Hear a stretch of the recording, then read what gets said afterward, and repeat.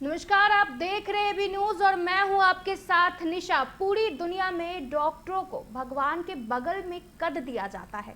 ऐसा ज्यादातर इसलिए होता है क्योंकि वे जीवन रक्षक होते हैं जो मानव जाति के लिए अथक परिश्रम करते हैं। इसके अलावा एक डॉक्टर होने के नाते सबसे अधिक मांगे वाले व्यवसाय में से एक माना जाता है। और अभी हमारे खास मुलाकात में हमारे साथ मौजूद है doctor Sandeep Kumar, senior consultant surgical oncology Ruban hospital Patna के। कैंसर रोकथाम की शल्य चिकित्सा संबंधी विशेषज्ञता को सर्जिकल ऑन्कोलॉजी कहते हैं। सर्जरी कैंसर का प्राचीनतम और सर्वाधिक प्रभावी उपचार है। आज इसी विषय पर बात करेंगे हम डॉक्टर संदीप कुमार से।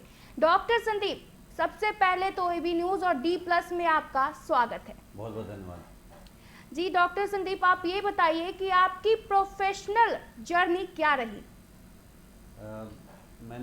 मेरा कैंसर चिकित्सा के प्रति रुझान कई सालों से था। मैंने जब पोस्ट ग्रेजुएशन यानी एमएस किया, उसके उसके उसके बाद मैं चितरंजन नेशनल कैंसर इंस्टीट्यूट, जो एक रीजनल कैंसर सेंटर है कलकत्ता में, वहाँ पे एज ए सीनियर रेजिडेंट काम कर रहा था। उसके बाद मैंने अपनी सुपर स्पेशलाइजेशन यानी एमसीएच सर्जिकल ऑन्कोलॉजी में institute of medical sciences BHU से की। और 2016 में एमसीएच करने के बाद मैंने Tata memorial cancer centre Varanasi में मैं असिस्टेंट प्रोफेसर के तौर पर कार्यरत था। और उसके बाद मैंने महावीर कैंसर संस्थान में भी अपना योगदान दिया as a chief surgeon in GI thoracic unit.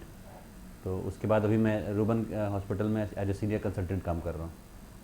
Okay, तो डॉक्टर संदीप, हमें ये बताइए कि बचपन से क्या आपको इसी फील्ड में जाना था या फिर कुछ और भी एम था आपका? मतलब 10th, ज़्यादातर क्या होता है ना कि 10th या 12th के बाद अपना अपना प्रोफेशनल चुनने का जो हमारे पास मौका मिलता है, तो आपने बचपन से आपके मन में ये था कि आपका लक्ष्य है डॉक्टर बनने का, या फिर कुछ साल बाद, अपनी जर्नी के कुछ साल बाद? जी देखिए, शुरुआती दिन तक तो ये नहीं पता होता, लेकिन हाँ, मेरा बायोलॉजी में परफॉर्मेंस अच्छा था, तो 9th-10th के दौरान मैंने वो सब्जेक्ट मुझे अच्छा लगता था। फिर इसलिए मैंने अपने इंटरमीडिएट के टाइम में पढ़ाई में उस समय मैंने बायोलॉजी का सेक्शन पीसीबी लिया। और उस समय मेरी इच्छा थी कि मैं डॉक्टर के रूप में कार्य करूँ, लोगों की सेवा कर सकूँ। और अगर बात करें कैंसर की, तो कैंसर के सामान्य लक्षण क्या है? देखिए, कैंसर के जो कई उसके जो लक्षण हैं वो डिपेंड करता है कि किस हिस्से में, शरीर के किस हिस्से को प्रभावित कर रहा है। जैसे अगर आप उदाहरण स्वरूप ले लें कि मुंह का कैंसर है, तो उसके केस में मुंह में या किसी उसके हिस्से पे छाले का, अगर कोई छाला या गांठ हो जाए जो 2 हफ्ते से ज़्यादा समय से रह रहा हो और वो ठीक ना हो रहा हो दवा लेने पर भी, तो आपको तुरंत किसी कैंसर विशेषज्ञ से उसकी सलाह लेनी चाहिए। उसी तरह पेट का भी कोई प्रॉब्लम है, वहाँ पे भी आपको कोई खाने पीने में दिक्कत महसूस हो रही हो, खाना पचता नहीं हो, गैस अत्यधिक होता हो, और ये परेशानी खास करके महिलाएं बहुत इसको इग्नोर करती हैं, तो वो भी एक कारण हो सकता है। उसमें सही समय पे तुरंत डॉक्टर से सलाह लेनी चाहिए। कैंसर स्पेशलिस्ट आजकल काफ़ी इसको आपको मिल जाएंगे बड़े बड़े शहरों में भी, और आजकल तो छोटे शहर में भी कैंसर विशेषज्ञों का आप से सलाह ले सकते हैं। कोई गांठ हो, खास जैसे ब्रेस्ट में भी गांठ हो या कहीं भी किसी भी शरीर में गांठ हो, तो उसको भी इग्नोर नहीं करना चाहिए। और जनरल सिम्टम्स में अगर वज़न कम हो रहा हो और भूख न लग रही हो, तो भी कैंसर की संभावना रहती है, तो उसको नज़रअंदाज नहीं करना चाहिए। तो मतलब पुरुष और महिला में सबसे आम कैंसर क्या होता है? पुरुषों में अगर हमारे देश की बात की जाए तो मुंह का कैंसर क्योंकि यहाँ बहुत सामान्य है, क्योंकि ज़्यादातर लोगों में तंबाकू की आदत होती है, तो वो एक मतलब कॉमन कैंसर है। उसके अलावा लंग कैंसर जो स्मोकिंग के से ज़्यादा जुड़ा हुआ है, वो एक है। और प्रोस्टेट कैंसर पुरुषों में, ये 3 ज़्यादा कॉमन कैंसर्स हैं। महिलाओं में ब्रेस्ट कैंसर और सर्वाइकल कैंसर, ये सबसे कॉमन कैंसर हैं। वर्ल्ड वाइड तो ब्रेस्ट कैंसर है, जबकि भारत में ब्रेस्ट कैंसर और गर्भाशय के मुंह का कैंसर, जिसको कहते हैं हम लोग सर्विक्स कहते हैं, यानी सर्वाइकल कैंसर, वो भी एक बहुत सामान्य कैंसर है। तो डॉक्टर संदीप हमें ये बताइए कि कैंसर को जल्दी कैसे डिटेक्ट कर सकते हैं? क्योंकि ज़्यादातर होता है फर्स्ट लेवल होता है, सेकंड लेवल होता है, थर्ड लेवल होता है, जबकि थर्ड लेवल जाते-जाते तक मतलब कुछ नहीं कहा जा सकता वहाँ पे, मतलब आपको मतलब मौत ही एक तरीका, मतलब एक लास्ट जरिया होता है कि उसके बाद इंसान ख़त्म ही हो जाता है। तो लेकिन जो फर्स्ट स्टेज में क्या होता है फिर, लेकिन क्या होता है ना कि आजकल जैसा कि आपने बताया कि 2 हफ्ते से ज़्यादा अगर मुंह में छाला रहता है तो हम मतलब हमारे जैसे बहुत सारे ऐसे लोग हैं जो नज़रअंदाज करते हैं और ऐसे ही वो फर्स्ट स्टेज से सेकंड स्टेज पे पहुंचते हैं, फिर थर्ड स्टेज। तो उससे कैसे बचा जाए और जल्दी कैसे डिटेक्ट कर सकते हैं हम कैंसर को?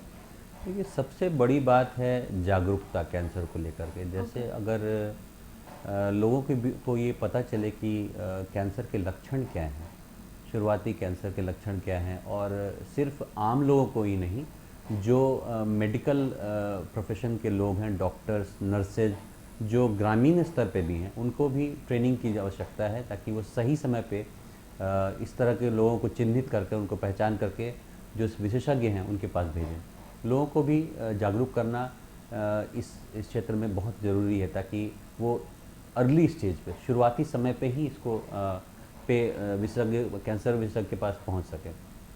और देखिए, मैं ये मानता हूँ कि अभी अर्ली स्टेज का तो ट्रीटमेंट हमेशा हम लोग अब आजकल हम लोग क्योर की तरफ, उसका मतलब उसको पूरी तरह से उन्मूलन की तरफ कैंसर के हम लोग प्रयास करते हैं। जो एडवांस स्टेजेस में भी हैं तो ये एक धारणा है कि उसका उनका इलाज नहीं हो सकता, वो उनका उस तरह के व्यक्ति का जीवन ख़त्म हो गया, ऐसा नहीं है। उनको भी इलाज के द्वारा उनका उनका उनका जो सर्वाइवल है उसको बढ़ाया जा सकता है। दूसरी बात, उनको कई तरह के कष्ट जो उस स्टेज में होते हैं, उससे जैसे दर्द होना या नहीं खा पाना, उससे भी उनको काफ़ी आराम दिया जा सकता है। आजकल बहुत सारी एडवांस टेक्नोलॉजीज़ हैं, कीमोथेरेपी या दूसरी चीज़ें हैं, सर्जरी से भी इसमें कुछ लाभ मिलता है। तो निराश नहीं होना चाहिए और सही समय पे उन तरह के व्यक्तियों को पहचान करके विशेषज्ञों के पास आना जरूरी है। ओके। तो जैसे कि ब्रेस्ट कैंसर का इलाज कैसे होता है? आपने बताया कि महिलाओं में और ज़्यादातर महिलाओं में ब्रेस्ट कैंसर की मतलब बीमारियों का आजकल जो मतलब हम कह सकते हैं कि ट्रेंड चल चुका है। तो उससे कैसे बचाव हो सकता है ब्रेस्ट कैंसर से? क्योंकि ये बहुत मतलब बहुत ज़्यादा डेंजरस होता है। और डॉक्टर संदीप, एक क्वेश्चन और है कि अगर किसी लेडी को ब्रेस्ट कैंसर है और उसके बाद अगर वो अपने उस बच्चे को फीड करवाती है, तो वो मतलब वो बच्चे को कैसे फीड करवा सकती है? अगर वो ब्रेस्ट कैंसर से पीड़ित है और उनको पता ना हो कि वो मतलब उनको ब्रेस्ट कैंसर है, क्योंकि फर्स्ट स्टेज और सेकंड स्टेज में जैसा कि मैंने बताया कि बहुत लोग नज़रअंदाज करते हैं, तो उससे कैसा बचा जाए और मतलब इसका इलाज कैसे हो सकता है और लोग कैसे जागरूक हो ब्रेस्ट कैंसर से, ये सारा चीज़ आप बताइए। देखिए, ब्रेस्ट कैंसर मैंने बताया कि आज के समय में हमारे देश में महिलाओं में सबसे ज़्यादा पाए जाने वाला ये कैंसर उभर के आ रहा है।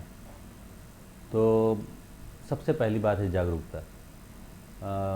अगर जागरूकता होती है तो उसको उसको सबसे पहले तो इसमें कई लेवल से जो डॉक्टर्स या हेल्थ केयर प्रोफेशनल्स हैं उनके थ्रू ये जागरूकता होगी। इसमें मीडिया का भी, सरकारी जो एजेंसीज़ है, गवर्नमेंट एजेंसीज, उनका भी बहुत अहम उनकी भूमिका है। और अगर ये कोई पेशेंट, इसमें कोई भी गांठ है जो शुरू में छोटा है तो वो अगर धीरे धीरे बढ़ रहा है तो इसको नज़रअंदाज न करें।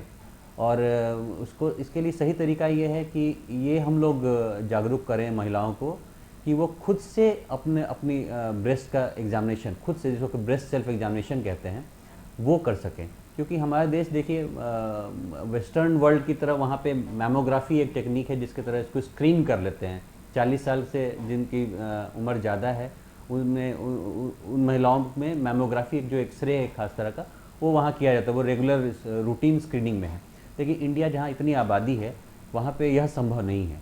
तो इसलिए यह जागरूकता ये पैदा करने की बहुत ज़रूरत है। इसमें हर समाज के हर वर्ग का इसमें योगदान होना चाहिए, सिर्फ डॉक्टर्स ही नहीं।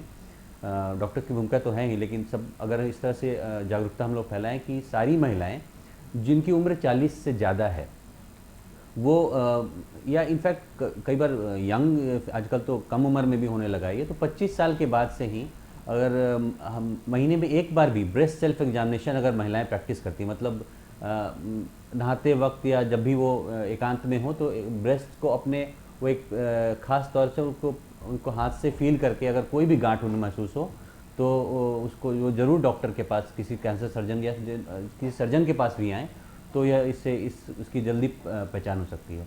और एक चीज़ मैं जो यहाँ ज़रूर कहना चाहूँगा कि जो गांठ दर्द जिसमें ना हो, वो उनका मैलिग्नेंसी यानी कैंसर का खतरा ज़्यादा होता है। दर्द वाले जो गांठ हैं कहीं भी ज़्यादातर वो कैंसर नहीं, वो इन्फेक्शन से ज़्यादा होते हैं।